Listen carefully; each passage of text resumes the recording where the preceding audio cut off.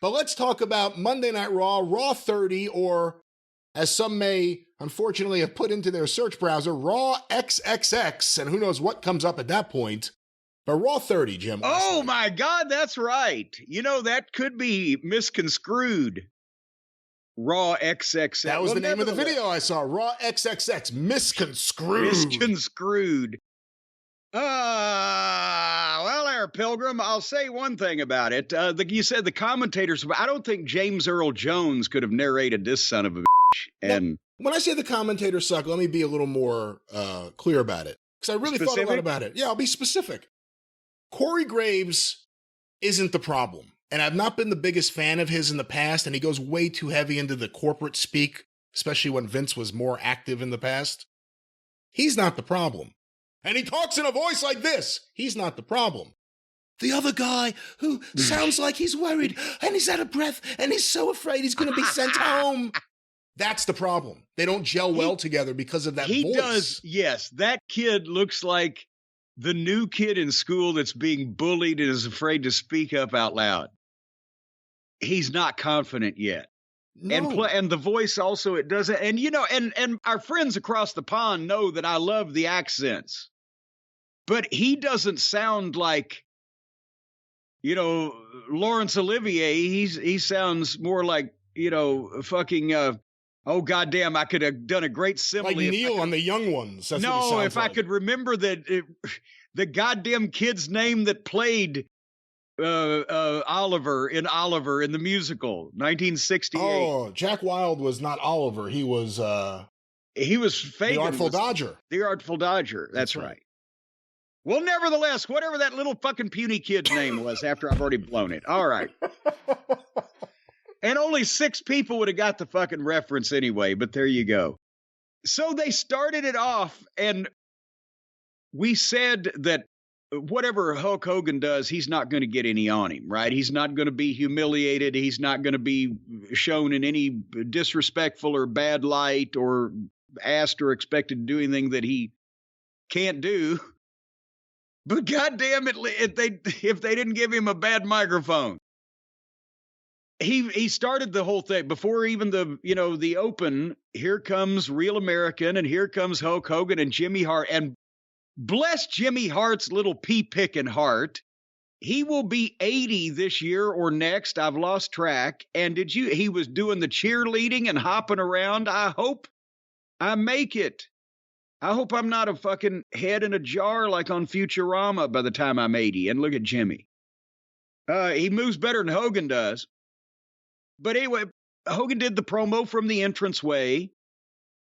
And besides the mic would cut out a couple of times, just missed a couple of words, and then they ran him a new one. And son of a gun, he didn't say fuck on live TV over that.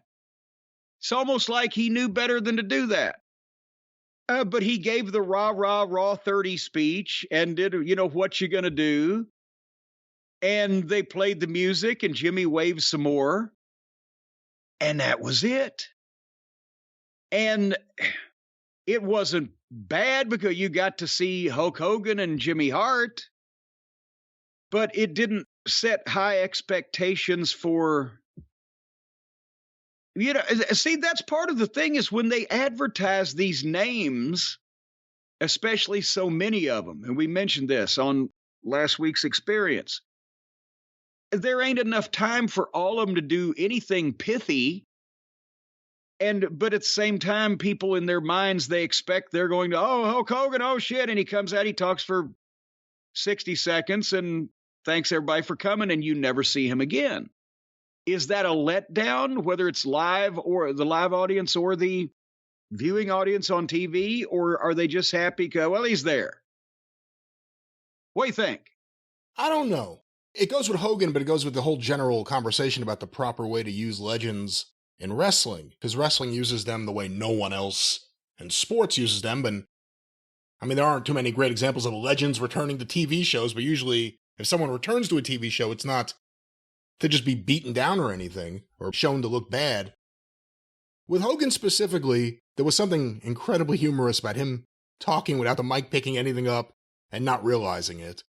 Jimmy Hart's out there like a cheerleader. No, in all honesty, no, I've been there because I've been in a bunch of low budget fucking television production situations. You can't tell because when you're in a big building like that, even a good PA system, it takes you a second because you're hearing yourself, obviously, and people are making noise, and you are assuming that you're going out because you've heard yourself go out. So as you're talking, it's easy to go a few words without realizing that they're not hearing you. But beyond that, it was Hulk Hogan doing an intro. He says he was there from the very beginning. I mean, he was there for a few months after the show kicked off, and that was when people started booing him. He was gone for almost 10 years. Yeah, and then he just disappeared after the photographer's flash. So I really don't know what to say about that. When it comes to the use of legends, do you think, I mean, we've seen different things. Like when Slamboree first started, they would do something cool where they would introduce everyone. Everyone would come out on the stage one by one, and they would introduce all the legends, and then you get a few legends matches and a few interviews of legends interspersed throughout the show. I remember they did an all-star game, I think it was 99, where before the game they had the greatest living baseball players alive on the field introduced, and it was an incredible spectacle.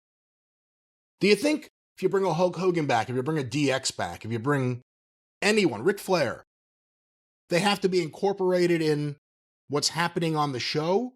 Or do you think people would support and watch a wrestling legends show 1 week, not a pay-per-view, but 1 week in the spot of a Raw or something, where you have 50 legends, but they're introduced, they're given time, they're given videos to show their career? Do you think there's a way other than the way they're using legends to use legends? And do you think there's a respectable way where instead of Hulk Hogan coming out there like that, Hulk Hogan wears a suit and he's introduced and people clap and he waves? Other than like the Hall of Fame, is there a way to maybe make it so it's not this? I mean, because it's always this.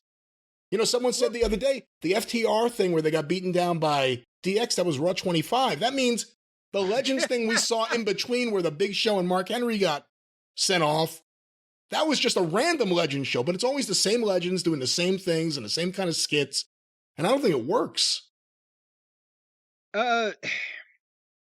All of the above. Here Hogan's such a big personality that, and also to be honest, he can only do him, right? He can't, when he's Hogan he's the disingenuous, and that's right, brother type of thing. He never evolved in his promo to the next generation where he got out of the say your prayers and take your vitamins and blah, blah, blah, and can actually have a goddamn toe-to-toe argument back and forth with somebody like a fucking Owens that's quick and could shred him if he was allowed to, right? So Hogan's a big personality and you got to kind of do the Hogan stuff. But with some legends should be there. Why can't you, with Hogan, if you don't want to interact him with any of the current guys, they do such great packages. Do a package on the 30, because they own all the footage now. WCW, 30 years of Hulk Hogan's transformation from the first Raw show he was on, because he was only there for a couple months, the third blah, blah, blah, or whatever. And again, show it on the screen and the viewers can see it, and then let him come out and do the full-blown thing in the ring, or maybe his hip was bad, he couldn't get in the ring. That seemed to be possibly a recurring theme. And, and let him be himself. That's not necessarily that bad, but with some of the other legends, instead of Mike Rotunda being IRS and coming in and confiscating the poker game money for haha, and everybody knows that's bullshit anyway, and IRS was his WWF gimmick, but why not do an IRS package for 60 seconds and then show him sitting at ringside as Mike Rotunda there, because now he's the goddamn, what is he to Bray Wyatt? I've forgotten their family. He's the father of Bray Wyatt. He's Bray Wyatt's father. So people know that because they're playing now to the internet crowd, and let L.A. Knight come down there and jerk Bray Wyatt's father over the fucking rail and smack him around or something instead of what we got, which we'll talk about later. Or there was Medusa there playing poker. Why couldn't she interact with one of the modern heel women, even if it's verbally, to try to enhance something that they're doing instead of she's a former women's champion and groundbreaking trailblazer and her part was to play poker in the back in pre-tapes. See, that's the thing. Instead of using a Medusa or a Lunger Blaze in this case as a background player, if they had put together a 2-minute video explaining everything you just said, showing clips from WCW, from WWE, they probably wouldn't license anything from Japan for this, and then introducing her to the crowd without it being a joke, don't you think people would stand up and applaud? Well, yeah, and then she could also say to one of these whiny modern girls, the heels, to put her in her place, oh, you think you've got it so hard and blah, blah, blah. They have a performance center and you're being flown everywhere and you're on national television and there's all kinds of women and you have all kinds of opportunities. When back in my day, when I was the women's champion in the AWA, the women's roster was 2 of us. And we had to ride in a fucking van with goddamn Mad Dog Vachon pissing in a jar or whatever, right? And just something like that. As we'll go through, maybe we'll come up with some ideas as we go through and mention some of these names. But nevertheless, Raw, as a matter of fact, it certainly was. As the retrospective video they did of the at the top of the program, again, it's great. It's incredible editing. They have a fantastic, technical staff, and the research work by the production assistants and the logging of all those shows and those moments and everything was incredible. And it was a lot of stars and a lot of moments. And again, I'm afraid it reinforces that the old names were bigger and the old moments were more momentous. Let's talk about that video. It was really good. It was really cool seeing all those clips. But let's talk about who wasn't in the video. Because they had Jericho. They had Bryan Danielson. It's hard to ignore those guys when you're talking about the history of Raw. They ignored CM Punk. They ignored Sasha Banks. What does that tell you?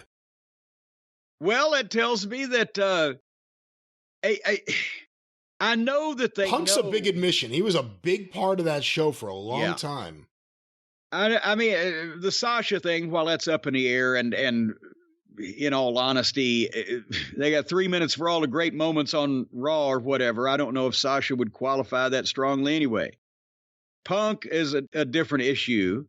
With Danielson and Jericho, they know that Jericho's got a 10-year contract or whatever. He was kind enough to let everybody know about that. So it's not like that they are trying to say, oh, all is forgiven. You can come home whenever you can get out of that madhouse. So is it just to kind of show, hey, we don't really see this as a threat anymore? Big Show was in the clip where they collapsed the ring, right? Mark Henry was in bed with Mae Young. Mark Henry was in bed with, well, and I'm talking about just the television program. No, I'm kidding. I josh. She's dead, Jim. Well, are you blaming Mark? Well, back to the retrospective. The other way around, I've been worried about Mark. Back to the retrospective. Back to the retrospective. So anyway, but yeah, well, at the same time, it may not show that there's heat with Punk. It may show that they don't want to get, if there's any kind of a guy's in the middle of potentially what could be a legal situation. I don't know that they want to get any of that on them. But nevertheless, by the way, we should notate that they did the commercial-free first hour gimmick. And I don't know if that threw them off for the rest of the show, but boy, this was a long first hour, wasn't it? Well, I don't know. They could have told the story that they told with the bloodline in the first hour in maybe about 10 minutes less. I got to be honest with you, because this did go a while, but at the same time, it's the top guys in the company. And it's the only thing that wasn't really legend oriented. And remember, this was going to be, because apparently they were going to have a tribal council where they had Alpha and Sika and Rikishi. Stop it. Sweet Daddy couldn't make it down from Toronto. But Sika the porn star was available. Oh my God. Is she still blonde? I wonder. Probably gray now. Anyway, apparently they couldn't travel. They couldn't make it. So they changed it to the trial of Sami Zayn. But from the time that the bloodline. Yeah, because they didn't get The Rock. That's why they changed it. Well, from the time the bloodline made their entrance until the time the promo was over, it was almost 25 minutes. And is good, but gee, Manelli, all right. So, and 5 minutes is the entrance of the bloodline. And I know they're stars again, but I just think that they contribute. During the time that they're making this grand entrance, the announcers are fleshing out the story. But as you said, a lot of times tune out the announcers. And secondly, I think a lot of people, if they're DVRing or even pausing for commercials, they skip past the announcers setting the shit up because they know by now this is a 5-minute entrance. And if you have the ability to skip it, aren't you at this point? If you have hearing issues with different pitches, there's a chance you only hear Corey Graves on this show. Well, and that's nothing, because I have problems because of the pyro damage that's been done to me in the past with my hearing to begin with, and it is hard when they get the music going in whole 9 yards. But anyway, it's a lot of the show is zippable because of the length of the entrances and the commercial breaks and the various gaga before you get to anything. But everybody there, it's Roman and Heyman and Solo and Usos and poor Sammy, and they're all around the conference table. And Paul is prosecuting Sami Zayn for, basically being a traitor and a turncoat. And when the fans were chanting ECW, Paul said, ECW is dead, and I wish the same for Sami Zayn. Last week he was schmooly, right? Schmooly. But the fans are chanting Sammy, and Paul's telling Roman and everybody that Sammy's a traitor and he's in conspiracy with Kevin Owens, and they came up with a video of Sammy a couple times in the past either not helping the bloodline or being day late and dollar short or whatever. It tied in a number of things that they've done in finishes and angles over the past couple months. It is very clever.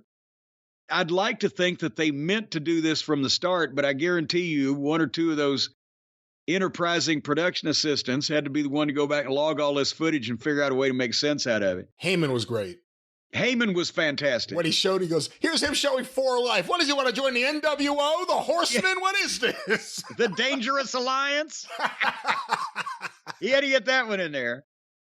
And then he accuses Sammy of assault. They had a clip when Sammy did a promo and accidentally kind of bumped into Roman Reigns. And see, he was trying to take over his head of the table.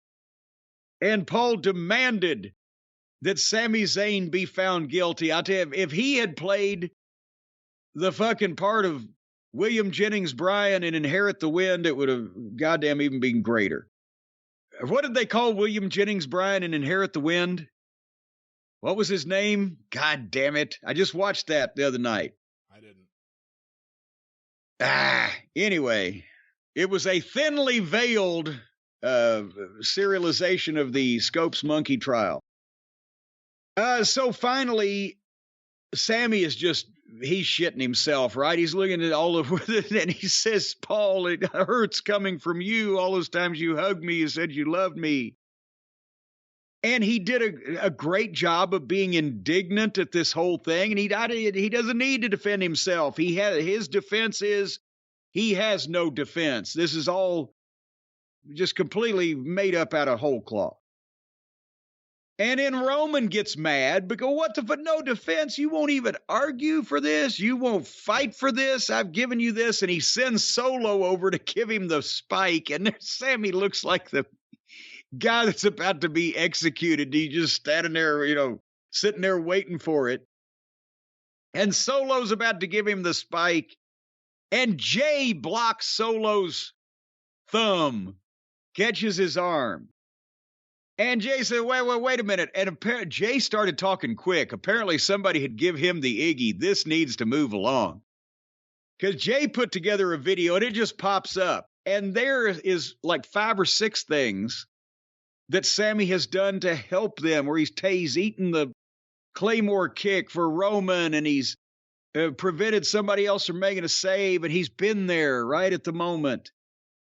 And the fans are, but here's the thing again, because they've created this situation, the fans are now cheering the video of one of the heels, Sami Zayn, screwing all of the baby faces. But that's where we're at. And so Jay, of all people, the guy that, I hated you, but now you've proven yourself. You didn't give up, and your family. And Paul, meanwhile, in the corner facially is having a snit over there. And the fans are chanting Sammy Uso. And finally, Roman declares him, I find you not guilty for now. And basically he says, finish tonight and then disappear till the Royal Rumble. I don't want to see you. And if you can pass your final test, then we'll see if you're bloodline or not. So again, a tease for the pay-per-view. Very nice. But by the time that they've finished that interview, remember, Hogan welcomed us and we got a package. And this interview, we're half an hour in the show.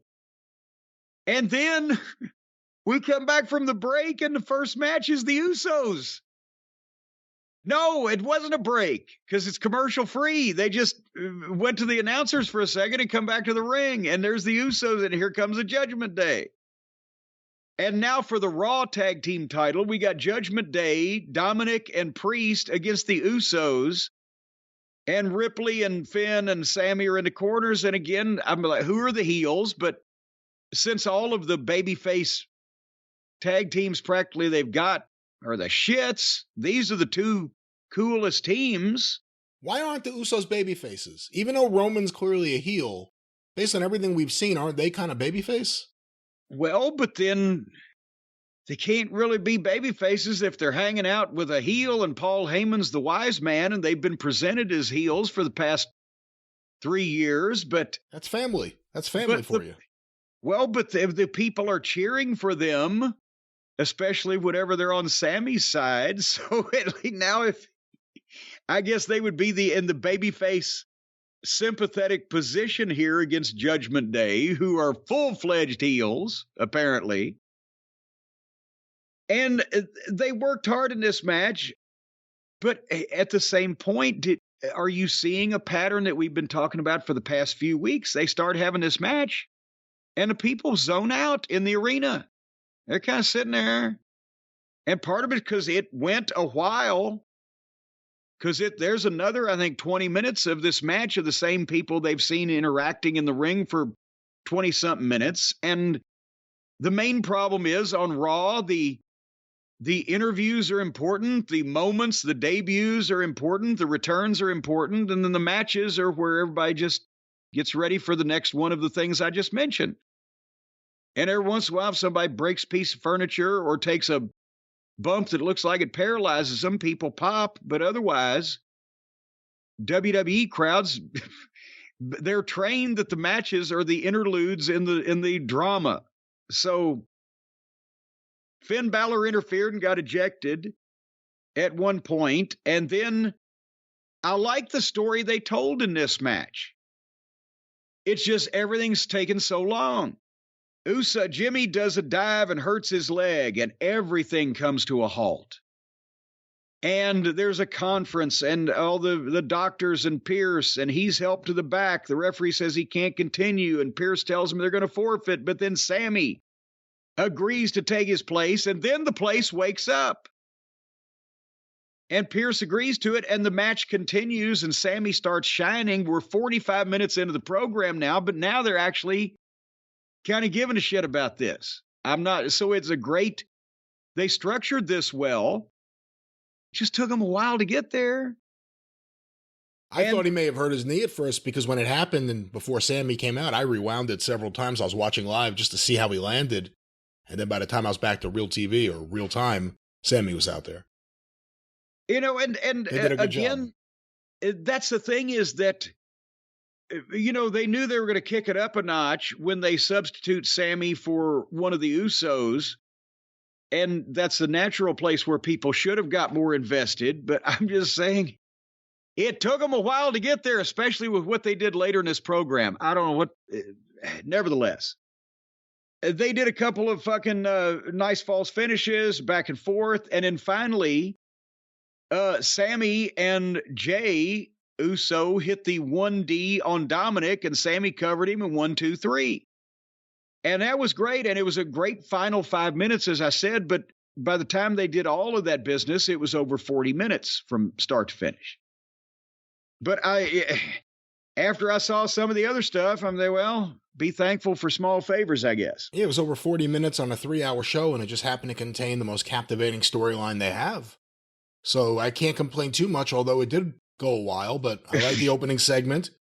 The match. I was just giving them credit for they'd have somewhere else to go from there with every big star that's still breathing practically in the locker room that they've ever had on a show. But it was all downhill from here. Fans really got into it after Sami got involved. Sami is super over right now. We should probably talk about that in a second, but I just want to say, because I've complimented him several times recently, Dominic Mysterio. Yeah. I love him as a heel, and when it looked like he was about to get the pin, even I was like, God damn it, not him! He can't get the pin! So they've got something with him. Again, he still has to probably work on a lot of things in the ring, but you know, prison changes a man, though. Prison changes a man, and I'd like to be in that prison of being chained up by Rhea Ripley. That sounds wonderful. Well, there you go. Boy, you ought to see those leg irons they got. Anyway, so Sami Zayn.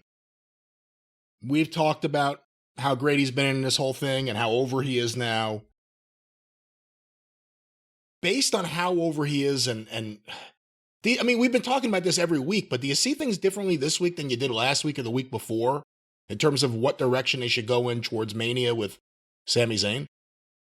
Well, I mean, it seemed like this was a kind of a quick jump ahead from Roman being a little grumpy with him to, gonna spike him now and blah, blah, blah. But I assume they've still got another 8 or 9 weeks before WrestleMania or whatever it is. So they're going to space this out. But I think obviously at WrestleMania, something has to transpire where the people can be full-throated behind Sami. However, this split chasm is going to develop between Sami and the bloodline, it's got to be right about that time, right? Because or would happen at WrestleMania, but probably if they want to make WrestleMania strong, it would happen beforehand.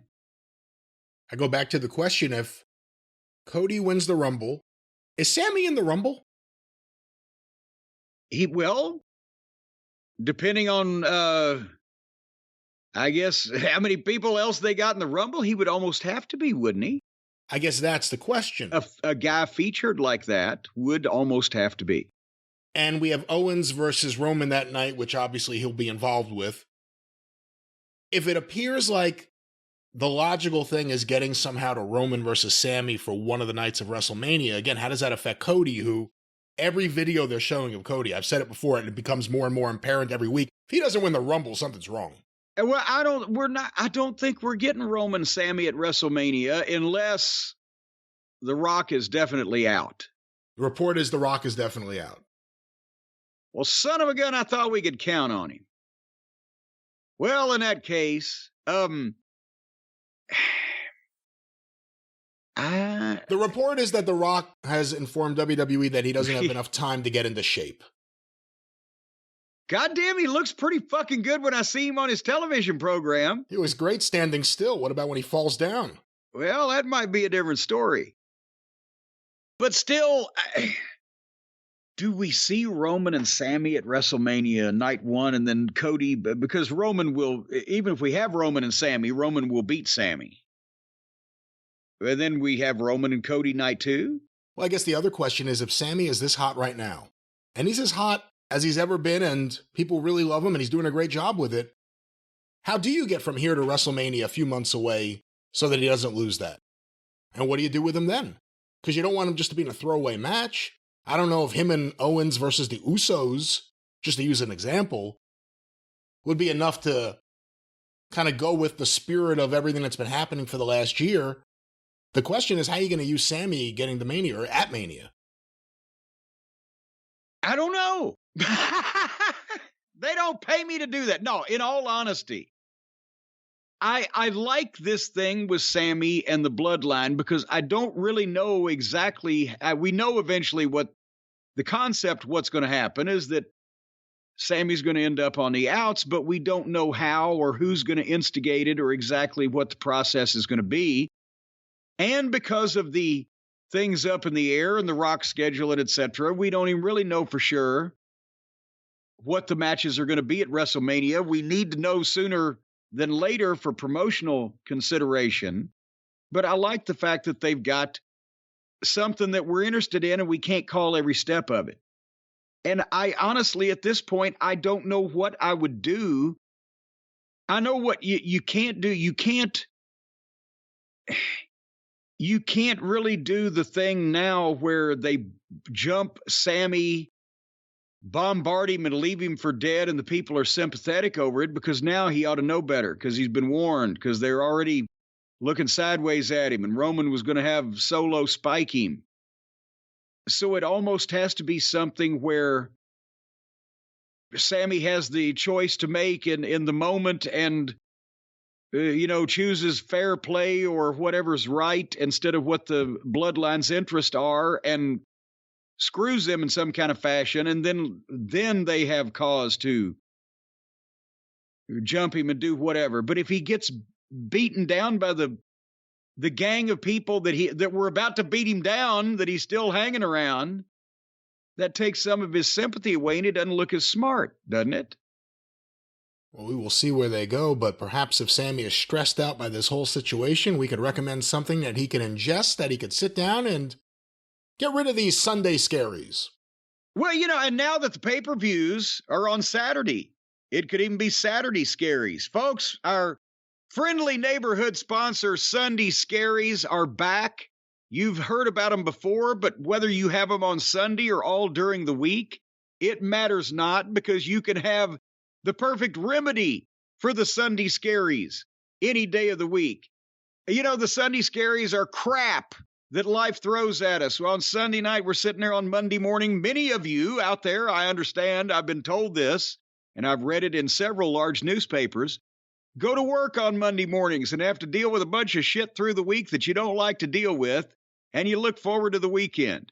Me, all my days are the same, and I just deal with shit in a variety of ways that I do regardless. But now you can deal with these scaries in a brand new way. The stress, the nerves, the can't sleep, the dreaded feelings. When you think about putting up with a bunch of assholes or just dealing with freaking life, the grumpy feeling in the pit of your stomach, well, now you can put something in the pit of your stomach that will make all that better. The Sunday Scary CBD gummies. The perfect CBD gummies for professionals on the grind, super moms, students, party animals, regretful drunk sexters. That's what it says right here, Brian. Regretful drunk sexters. Paragraph 2, line 3. If you don't relax well. Been a few of those in wrestling. Well, there certainly have. If you don't relax well because you got a crazy life or you can't shut your brain off and chill out, you're overthinking things. Well, Sunday Scary's deliciously cute vitamin-boosted CBD gummies are a must-have because they will chill you out fast, and they're in a variety of shapes. They're in the shape of unicorns. They're in the shape of rhinoceri. They're in the shape of all kinds of cute little animals. Oh, I'm thinking of the Flintstones chewables. No, these are just CBD gummies. And they have the unicorn jerky, which is delicious. That's my favorite. They do have, but it's not in the shape of a unicorn. It's just jerky called unicorn jerky. Well, the colors are, it's very colorful. The jerky didn't have 4 legs and a horn. No, but it does the same thing as a unicorn with 4 legs and a horn. It chills you out. What do you think of unicorns in general? Well, I tell you what, they're okay when they're barbecued, but if you try to fry them, they're so dry you have to eat them in the rain. But what about the jerky? Well, I'll tell you what, this jerky they got at SundayScaries.com, as well as these CBD gummies and all their products, are helpful in helping you relax and helping you sleep if you stare at the ceiling and you worry and you stress and you lay awake at night thinking of different ways to harm that one certain individual you'd like to get even with. And you go over in your mind the things that you need to purchase and the plans you need to make and the ways you need to cover up and the cleaning solvents that you need to get to remove all of the evidence of what you're thinking about doing. Or you could just take a Sunday Scary CBD gummy and you could have a good night's sleep. Look, we've all got the right to live scare-free, folks. So whether you need to take the edge off, calm your racing mind, sleep better, or just prevent yourself from committing felonious assault, take 2 CBD gummies every day to keep the scaries away. That's old Dr. Corny's prescription for you. And let me do what doctors never do, and that's help you save money. A 25% discount. You go to SundayScaries.com right now. Use the promo code JCE, 25% off. Sunday Scaries, SCARIES.com. Promo code JCE, 25% off. The Sunday Scaries CBD gummies that will keep you out of the penitentiary and living a happy life. That's right, the Sunday Scaries, but we're talking about the Monday Scaries right now. We're back to Raw XXX. I was a little trepidatious about the next one, and here's what they ended up doing with the potpourri of legends that didn't get a speaking part and just appeared on camera, in the background or in the whatever, the poker game. And I like Bradshaw and I like Ron Simmons. And I know that was their gimmick 25 years ago or whatever. And I wouldn't even mind the idea of the poker game, but okay, we see JBL walking with Baron von Corbin, right? And they run into Godfather, who's got the VIP list or the access list for the poker game in the APA's office. And he has no idea who Barry Corbin is. Now, I know, here's the thing, they're ribbon on a square. Nobody else does either. But should one of the legends of the WWE not know who this guy is that's been pushed on their television for years at this point? And he walks up with JBL, and they're doing a comedy sketch. Yes, I understand the writers want to have the legends interactive, blah, blah, blah, but they're making a complete imbecile, if it hadn't been done already by Mother Nature in the booking, of Baron von Corbin. Do you see what I'm saying? They're acting like nobody knows who the modern talent is, even the old talent. Give me a goddamn baseball player from 30 years ago on the Mets. Keith Hernandez. Okay, if he walked in right now, would he know at least the names of and potentially recognize most of the starting lineup of the current team? Absolutely, of course. Okay. Well, here they're all, and then Ron comes out, and he doesn't know who this fucking guy is either. Who's the stooge? They keep calling him a stooge. And then, of course, when Corbin shows all the cash he's brought, they let him in because they're going to take him for a sucker because he's an idiot. And Bradshaw's his manager, and he's with him. So I love Bradshaw and Ron Simmons. That was the first sign that Vince didn't go home when Bradshaw showed up as a manager all of a sudden on TV. Well, he can talk, and they had to do something for Corbin. Well, they didn't have to, but I guess they wanted to. But so they walk through the fake door. That's the gimmick from Raw years ago. And backstage is set up as an entire, like, casino with all of the legends and the talent sitting around playing poker and kibitzing and just having a wonderful time. Answering the question of where's Johnny Gargano. Yes. He's in the poker lounge. And there was Gargano and his wife, the Pixie, and they're just standing there. And they did that well. That's usually what they do well, is just stand there. Anyway, we'll get back to the poker game. But the next one, LA Knight. And I like the guy. I'm not saying he's going to be the next fucking Rock, right? But he can talk, he can work, he can have a professional wrestling match. He has movement to him. He's experienced. Got some personality. I'm beginning to believe it's all for naught at this point, because after the Max Dupree fiasco, where they just made him a completely different person for no reason, to the point where he knew it sucked so bad he couldn't even do it. And then they just erased that with a backstage beatdown of the Mansois and Massey or whoever the fuck. And now he's with Bray Wyatt, and that's a doom spot. They've even talked about it. Somebody's knocking on the door. Whoa, someone's knocking. Actually, they're knocking on the ceiling. Oh. My carpenters are at work today, so please excuse me. They've even said from the scuttlebutt from the office is they understand that you can almost be assured that whoever is booked with Bray Wyatt will be buried. It's hard to book anybody that doesn't get buried by this fucking thing, right? This whole gimmick, this whole world they're creating.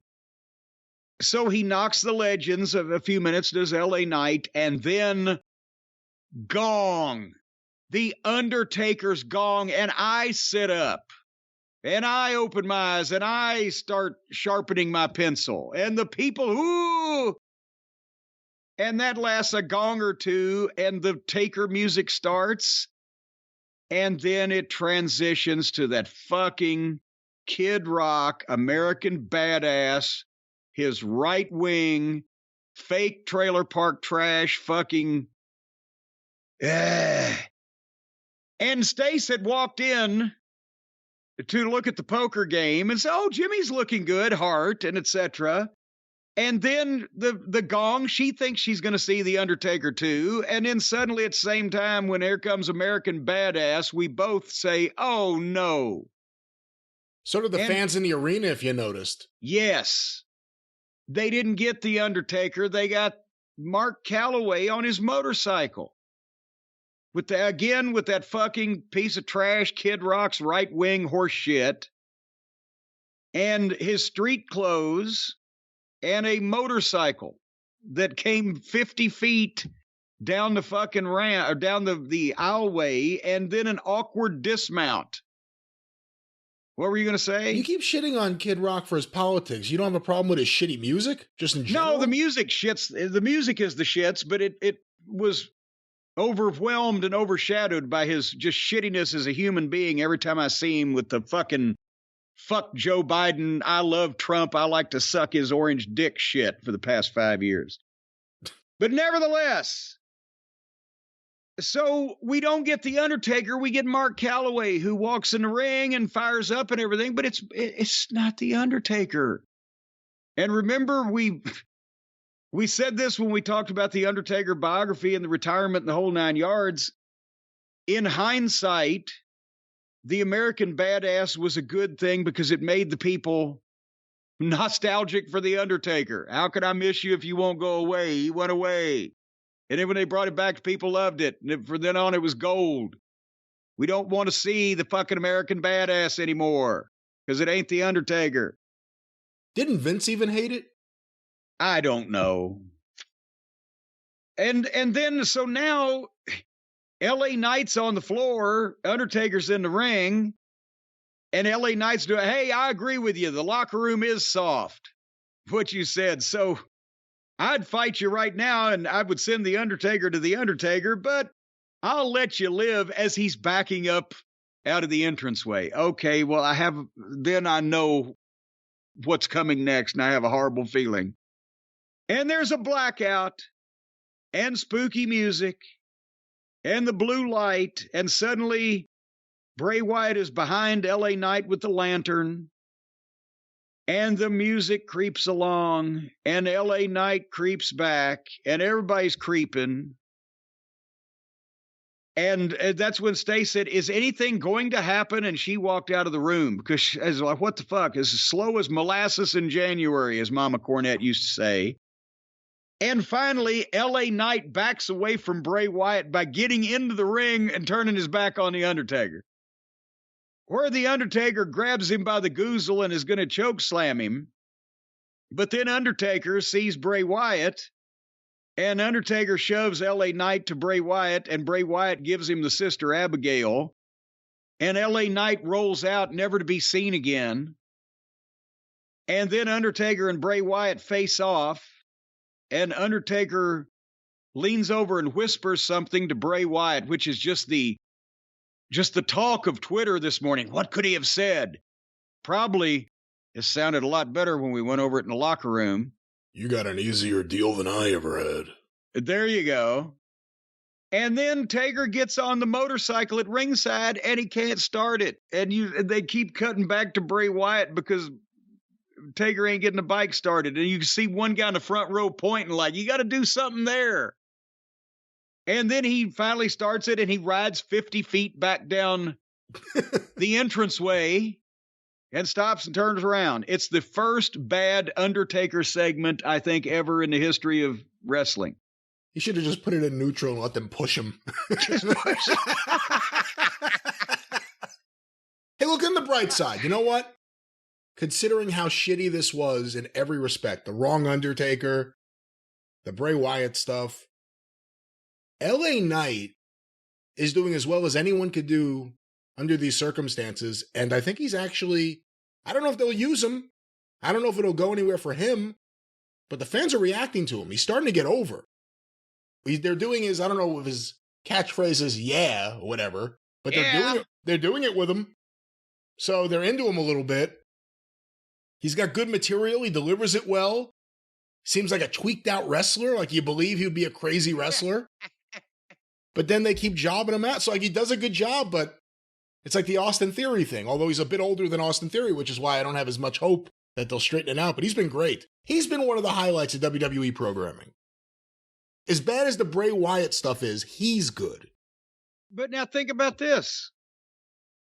Undertaker could have chokeslammed him, except you have him, Bray. So he throws him to Bray. Bray drops him on his head. You never see LA Knight again. Taker's retired. Bray Wyatt just came back, but he's been around for 15 years in some form or another. And so the newest guy is the guy that got shit on and left out of the equation. And yes, I know for the fans of the supernatural, one step beyond, they loved the idea of Taker and Bray Wyatt in the ring together, except they didn't even see Undertaker. Bray Wyatt has goddamn supernatural fucking puppets, talking pigs, and whatever. But we can't even see the Undertaker with some eye makeup and the goddamn entrance and the whole 9 yards, some druids maybe. Him, he just got to come out dressed in street clothes. I don't know. And the LA Knight stuff, the problem is they have a track record. They show you what they think of you when they use you this way with the legends. They did it to Rob Conway, I remember, years and years ago, where he got beat up by like 15 legends in the ring. Like one after another, you had to bump from one to the other to the other. But FTR with DX is the famous one that everyone talks about now because they first talked about it here on this show. Yeah. So, I mean, there are examples, WWE, you have someone that the fans may think has something, and they're like, all right, just go out there and get beat up by these old people. And then I'm not saying that about The Undertaker necessarily, but, you know, that's the thing that doesn't give me hope for LA Knight there. It says something about the way they think of you when they're building up a big match, this lights out match. Match has a fucking sponsor, Mountain Dew. And they're going to have you used like this the week before. Why didn't they just save poor LA Knight? Use The Miz. Considering what they did with The Miz, why didn't they do that with The Miz here? Well, he has to get beat up later on. But at least he got beat up by one of the current members of the roster. But why couldn't Bray Wyatt be in the ring doing one of his promos that people love, even though he never really gets anywhere? But maybe couldn't he be conflicted again about, I don't know if I should do this, or I don't know if I should let this monster out of its cage again, or whatever. And boom, Undertaker music. Here comes the Undertaker. He gets in, he brings the lights up with his supernatural powers, and he tells fucking Bray Wyatt, he gives Bray Wyatt one line of advice that makes sense in whatever the fuck universe they're in these days. Enough with the howdy-doody shit. There you go, enough with the howdy-doody shit, kid. Or whatever it may be. And then there's the fucking bong and the lights out, and when they come back on, Undertaker's gone, and then Bray Wyatt can do his Firefly Funhouse or whatever. And then you've seen the real Undertaker. You've had that moment, but you didn't have to beat the fuck out of LA Knight, and it wouldn't have cost him any buys on the Royal Rumble. Or whatever, not buys. Nobody buys it anymore, nevertheless. See, I see it as give the Undertaker the Miz thing, because it would have accomplished the same thing for both guys, and do something where LA Knight doesn't look weak the week of the pay-per-view match.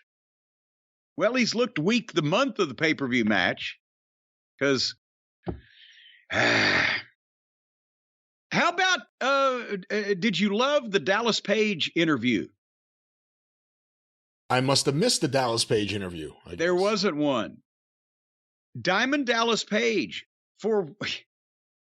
they bought him a plane ticket.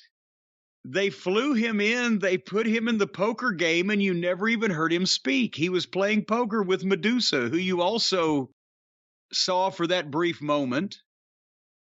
Again, they could have had interaction with Medusa and one of the modern women to not to beat anybody up, but just to do something verbal that may have furthered them or whatever the case. Have her out there with Charlotte and Becky. There, well, wait a minute. Hold on. Becky and Bailey, we're going to get to that next. Well, I said Becky, excuse me, Bianca. Yeah. Charlotte and Bianca. But Charlotte and Bianca, or Bianca and Cruella, or what, I don't know. The point is, the cage match that they made a point of advertising for this week, right? They set it up last week, Becky and Bailey. Instead of having a cage match, they lower the cage, they send out Becky, and then Kai and Sky attack Becky before she gets into the cage. They beat her up on the floor. All three of them with Bailey roll her into the cage. They lock the door and they beat the shit out of Becky while Pierce tries to panics and then gets bolt cutters and gets in, and the heels laugh. So they advertised a women's cage match, and they gave us a 3-minute angle. There was also a 45-minute trial that may have cut into this. Well, that's what I was saying. It seemed a little long at the top of the program. I don't know. I've liked Bailey until she got the other two do nothing for her. They're not top girls. They're smaller than she is. So it's not like they're enforcers or whatever. It's like, here's Bailey with two underneath girls, and she's expected to fight one of the most popular women in the business. What do you think?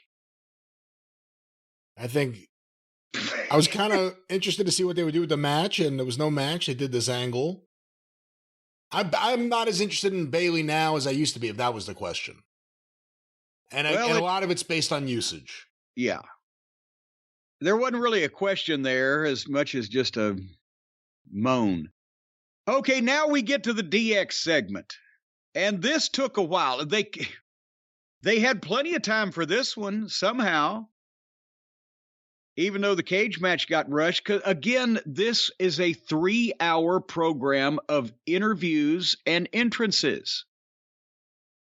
So, and again, Road Dogg, X-Pac, Triple H, and Shawn, and Kurt Angle was out there. And they did again, the thing with DX for its time, we talked about this with the DX reunion a while back, not long ago. For its time, yes, all the edgy teenage kids like the cussing and the gesticulating, but now they're all 50 and they're all gray-headed or bald, and they're all, or 60, I should say, and they're all gray-headed or bald, and they're still and now they had to act like they didn't notice that Kurt Angle was out there with them. And then they're doing their shtick, but they're doing their shtick that gets interrupted because Road Dogg can't introduce Billy Gunn, and Triple H is about to say, let's get ready to suck it when Imperium's music plays. And it's the same thing again. Here is Kurt Angle, Road Dogg, X-Pac, Triple H, Shawn Michaels, 5 of the biggest names of the past 25 years in the company. Here comes Imperium, including Gunther, who is not only being presented as one of the top guys currently today, but is actually one of the best talents in the business. But they have to be presented as fucking stooges and dipshits to stand there and let the 50 and 60-year-old guys make jokes and crack funnies, and Triple H roll his eyes about, if only there was somebody that could come out to hit the music cue. Because here comes fucking Seth, but there's only one of him. If only there were more people. And here come the Street Profits. If only someone could make this match official. And here comes Teddy Long to make the match official. They're parodying their own program, and they're using the current talent to stand there and not get the joke, and to just, they're pissing on them. And, at first they were going to fight Gunther, but then Triple H says, I'm retired, dude. Shawn says, I'm too old. And they all joke about not being able to fight the guy. But the guy has to stand there and nothing's happening for him. You see what I'm saying? Oh, I saw it live, yeah. So finally it took for fucking ever to get all the other people out there, and then Teddy Long, and they make a 6-man tag, and then they do the bit, well, if only we had somebody who could keep order. And then Kurt has already pulled off his T-shirt he wore in the ring to reveal a DX shirt, and now he pulls off the DX shirt, and he's got a referee shirt underneath. Because it was all set up ahead of time, because it's all phony. They're just making fun of their show being phony. And the only ones and the fans are in on the joke, and Triple H and DX and Kurt, the only ones ain't in on the joke, is the big fucking guy across the ring that he and his stooges have to be the ones drawing the money. And they look like a bunch of dipshits. And then they had a 6-man tag, and the babyfaces won it. And then Stace had come back in and said, the Street Profits, she said, do they always come out dressed that way? They had basketball uniforms on. This was for the 76ers colors, I believe, because they were in Philly. But I said, yeah, they always have basketball uniform. And she said, and the red Solo cups? I said, yes. And then she walked out again. And so now they didn't beat Gunther, but they beat Gunther's team lost, and he was in there.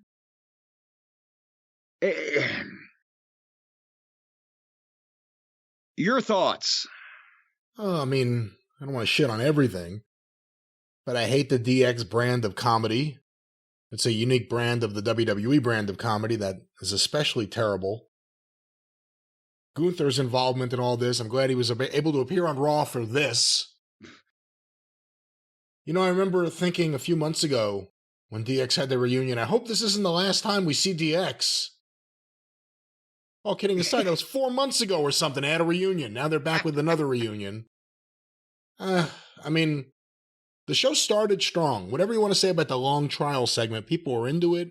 It was captivating. It was good. The match ended up being good.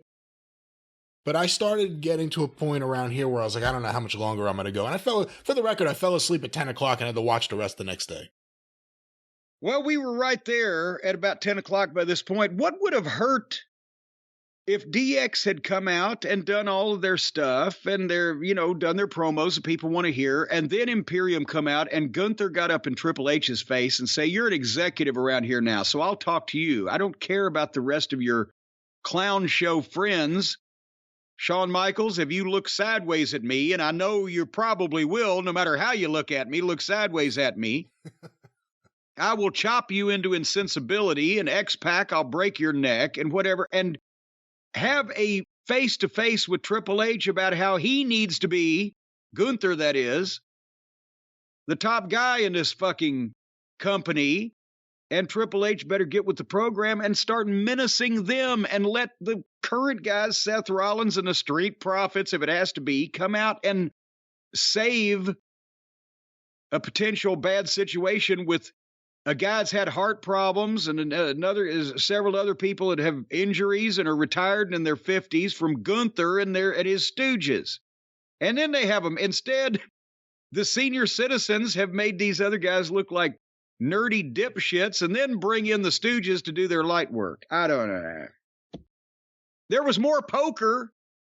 That's when DiBiase, who never spoke, nor was barely even seen except in this instance, lost a bunch of money to Baron Corbin, and then IRS took the money.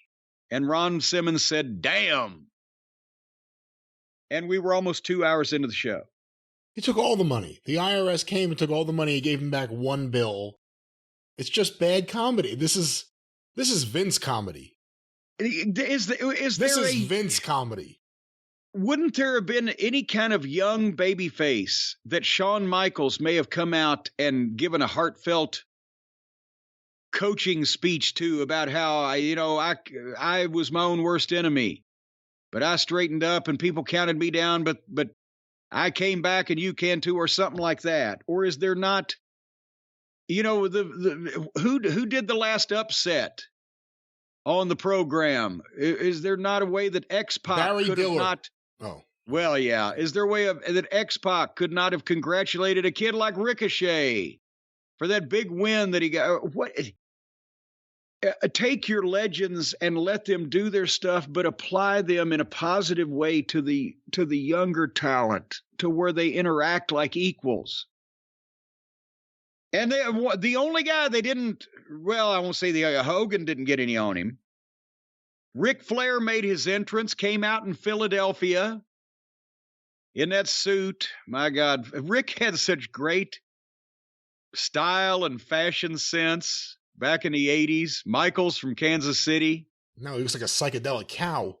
Yeah, boy, I tell you what, it did look like some type of LSD-ridden cattle experiment. When he said, I'm styling, as soon as he said styling, I said, you gotta be fucking kidding me. Look at you. Look at the state of you. Look at the state of you. But he came out dressed as he was and made a nice little speech to Philadelphia and introduced Charlotte. And at least they let him be serious and not be embarrassed or silly or have to do ha-ha. And Charlotte comes out and Rick went back and Charlotte went to the ring. He called her the greatest women's wrestler of all time. You can make a case for that, and I would think that she would have to be his favorite anyway. So I don't know that anybody's going to sue him for misrepresentation on a wrestling program. But then Charlotte cuts the promo, and then Bianca comes out, and she's happy and skipping and twirling her hair as usual. And as they got in the ring, one is obviously the Raw champion, the other one's the SmackDown champion. And it just, as you stand there looking at it, they're both wearing the identical same championship belt. Just one is blue and one is red. And that's just so fucking stupid. No wonder nobody gets over as a champion anymore. There's so many of them. And they look the same. Every belt looks exactly the same. It just different color for the different brands. They violate, Vince, before he left, was violating the rules that he made 15, 20 years ago, that when he was in his right mind, that you shouldn't violate. And then Bianca says she runs Raw, even though Charlotte may be the champion at SmackDown. And then here comes Cruella DeVille, and she knocks both of them. And Bianca says, well, if you want to, then you get in the ring here with me and let's settle this or whatever. And as soon as they go to the break. I'm telling you, entrances and promos. And if anybody actually starts to fucking fight, they go to commercial. So they come back with the match that apparently nobody cares about. And Bianca won and then started cutting a promo again. And that's when Alexis Bliss popped up on the screen. Alexa Bliss. What'd I say? Alexis Bliss. Well, that sounds better. You think Alexis sounds better than Alexa? Alexis Bliss. Alexa Bliss. Alexis Bliss pops up, and she does the spooky promo. And she doesn't need boy howdy. She's going to blah, blah. She's going to rip her fucking limb from limb. So now, again, as we've noted on the last program, now we got to put up with this little fucking 80-pound blonde pixie being a supernatural creature also, along with Bray Wyatt and the rest of the gang. I would like to see if she's a puppet or not. I wonder if somebody could stick their hand up her rear end, motivate her to move around. Maybe Uncle Howdy. I don't know. Maybe Captain Howdy. Anyway, they did another Cody. And again, they go from the ridiculous to the sublime. As soon as this stupid shit that goes on is phony fucking program and everybody's jacking around, and then they'll throw in the Cody package. And it belongs on ABC's Wide World of Sports or an NBC network program or Fox Sports, or it's serious and it's done well. And it could be a UFC package. And this is the way you get a fucking star over.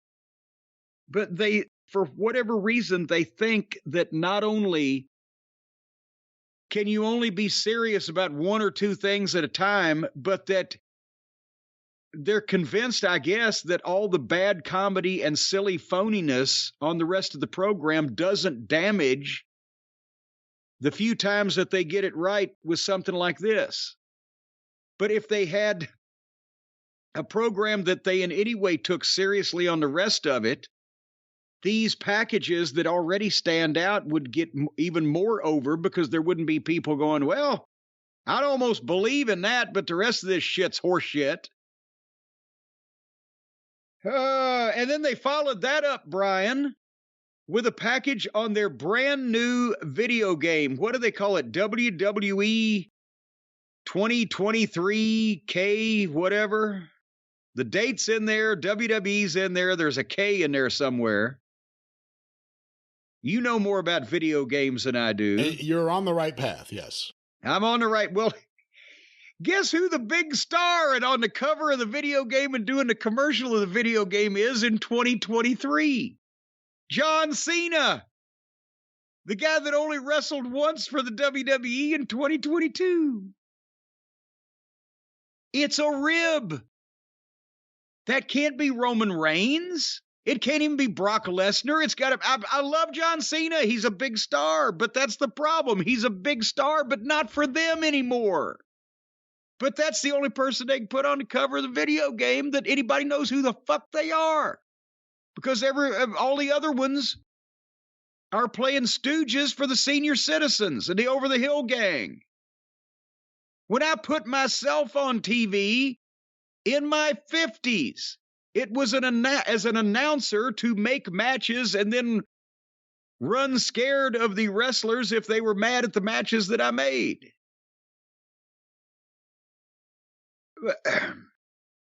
So John Cena is the cover boy and the commercial spokesperson for the brand new video game featuring all the top talent. This is what I'm led to believe by what I just saw.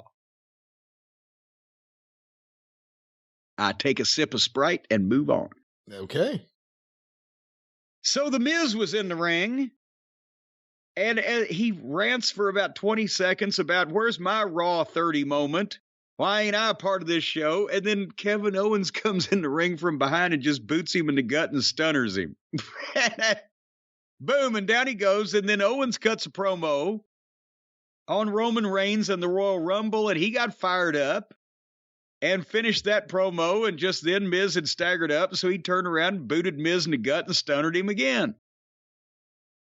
at least they're both current guys.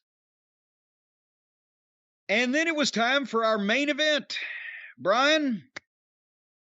For the United States Heavyweight Championship, no disqualification, Austin Theory versus Bobby Lashley. This has been advertised all throughout the program. There's been problems with Theory and Lashley in the past when they've interacted with each other. Hey, earlier in the show, they had MVP and Lashley backstage, and MVP's trying to talk to him, and Lashley won't really hear him. I think that was the promo where it came up, and MVP goes, "Tonight you have a match, it's no disqualification. You know what that means?" And I almost thought he was going to say it. Because he set it up the same way. You know what that means. Lazy booking. And I must have missed that. I must have turned my head and missed that pre-tape earlier in the program. But so the main event for the United States title, they finally get them headed to the ring with about 20 minutes left on the air, but by the time they do the in-ring introductions and et cetera, they ring the bell for the main event, the title match on this 3-hour program. There's a little over 10 minutes left on the air. They basically, Lashley bumps Theory a time. It bumps him to the floor and rattles him off the barrier and the ring post, and they go to the break in under 2 minutes. And they're in break for fucking 3 minutes. So they do 30-minute long promo segments, but the main event championship match, as soon as it starts, boom, they come back from the break, and Theory was using a chair, whacking the shit out of Lashley right in front of the referee. They're not 5 minutes in, and we didn't see half of that. And then he goes out and pulls out a table and slides a table out from under the ring and puts it in the ring. And I'm rapidly losing interest because now they actually go to another commercial break after about less than 3 minutes of match. So this title match is going on in commercial, and they're under 5 minutes in. They've already got chairs and tables pulled out and in the middle of the fucking thing. And then they come back with 3 minutes on the air, and Lashley superplexes Theory off the top rope. Apparently, this is his comeback.